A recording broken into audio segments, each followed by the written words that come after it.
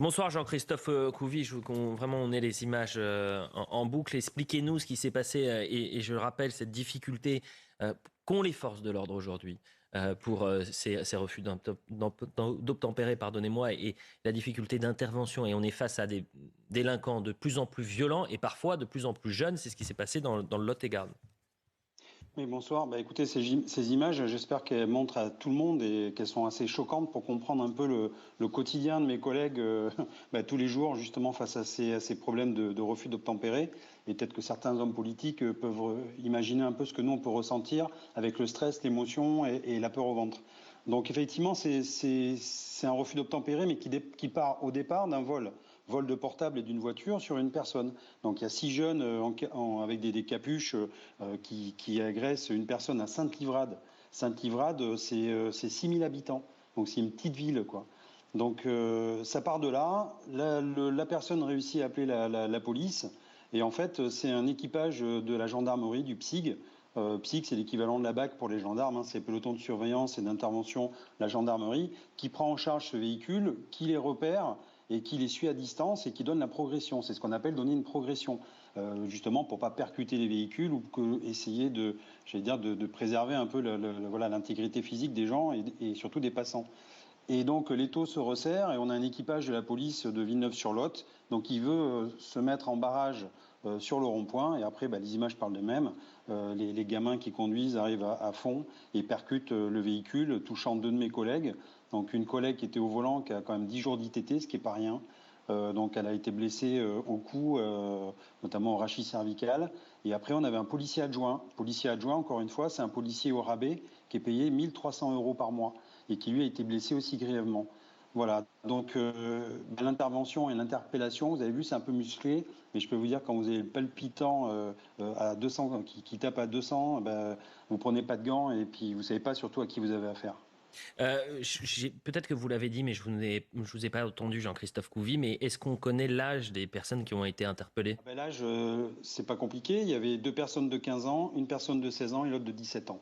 Voilà, donc c'est encore des gamins qui ont volé une voiture et qui ont conduit, bon bien sûr, on ne sait pas s'ils avaient pris des stupes ou pas, mais en tout cas, encore une fois, mais je ne sais pas où sont les parents dans Oui, l'histoire. Alors, je ne sais pas si les parents pensaient que les enfants allaient voir un petit film tranquillement dans un appartement. En tout cas, alors c'est parce que je dis ça, parce qu'en fait, ils ne sont pas connus des services de police. Donc, encore une fois, on ne sait pas d'où ils viennent, ces gamins. C'est des primo-délinquants. Et comment on peut, comme ça, agresser une personne, voler un véhicule, oui. et puis partir sur une chasse et prendre tous les risques. Donc, je ne sais pas si les parents Quel suivent un profil. petit peu la vie de leurs enfants, mais ça serait quand même intéressant qu'ils s'en occupent.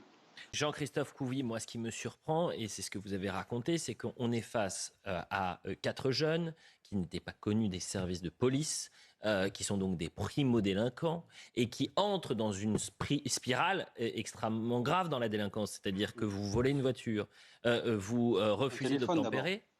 Pardonnez-moi. Oui. Vous volez un téléphone, c'est-à-dire vous Oui, pardon, attaquez, ça j'allais commence dire, par une un vol de personne physique téléphone. déjà. Vol le téléphone, les clés de voiture, et donc menace, puisqu'en fait c'est ça, la bande qui entoure un individu, ça pourrait être vous, on vous menace, on vous dit donne-moi ta voiture et ton téléphone, il se fait agresser et il se fait tout voler. Ça commence par ça déjà, avant le refus d'obtempérer.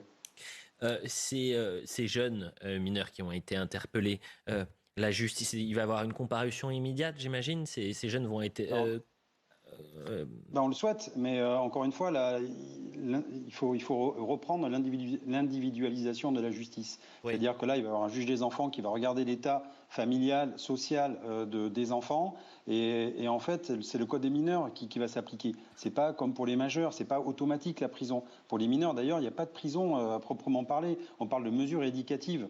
Alors justement, je pense que c'est sur la peine, effectivement, la sévérité qu'il faut vraiment changer le curseur. Bien sûr. Mais en même temps, il faut donner les moyens il faut réarmer j'allais dire la justice. La justice, c'est le Oui, bonnet d'âne oui, bien sûr. européen en moyens. Donc en fait, il n'y a pas de suivi. Le juge des mineurs, justement, crie au désespoir. Il n'y Bien a pas de sûr. suivi, il n'y a rien. Mais ça va être très Il faut, intéressant de voir la décision des juges ouais.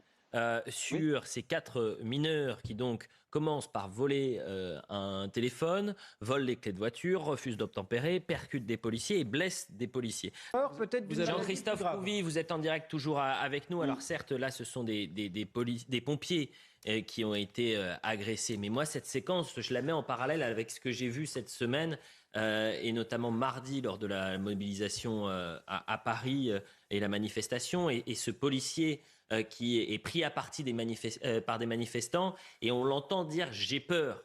Est-ce que cette peur-là, vous la partagez également? Est-ce qu'aujourd'hui, vous vous dites « mais quand je vais sur le terrain, je ne sais pas ce qui va m'arriver ». Mais en fait, quand on va sur le terrain, on ne sait pas à qui on va avoir affaire et on ne sait pas ce qui peut se passer. Et effectivement, alors nous on connaît, que les policiers connaissent que des mouvements de foule, quelqu'un de très sensé peut devenir très très très bête parce que le fait, voilà, la foule amène la bêtise. Et surtout, c'est que maintenant, les gens sont libérés dans la violence. En fait, avant, il y avait toujours quelqu'un qui disait stop, on arrête, on franchit pas le palier. Maintenant, il n'y a plus de palier, il n'y a plus de plafond de verre. C'est-à-dire qu'on prend le policier et on va le démonter, voilà, on va le laisser au sol. Si on peut le tuer, on va le tuer. Là, c'est les pompiers parce que c'était la seule autorité qui était présente. Demain, c'est les médecins et ainsi de suite. Et vous savez, il faut relire un petit peu. Moi, j'ai relu Platon, La République, parce que c'est un peu ça. Quelque part, c'est notre société, nos enfants et notre République qui est menacée. Et quand en fait Platon dit que quand les parents laissent faire les enfants, quand les enfants n'écoutent plus les parents, quand les maîtres justement, c'est ce qu'ils disent, tremblent devant les élèves et les flattent, et quand en fait plus personne ne reconnaît d'autorité au-dessus, ça devient quoi? De la tyrannie. Donc en fait c'est ça, si on ne fait pas attention, on va vers une sorte de tyrannie.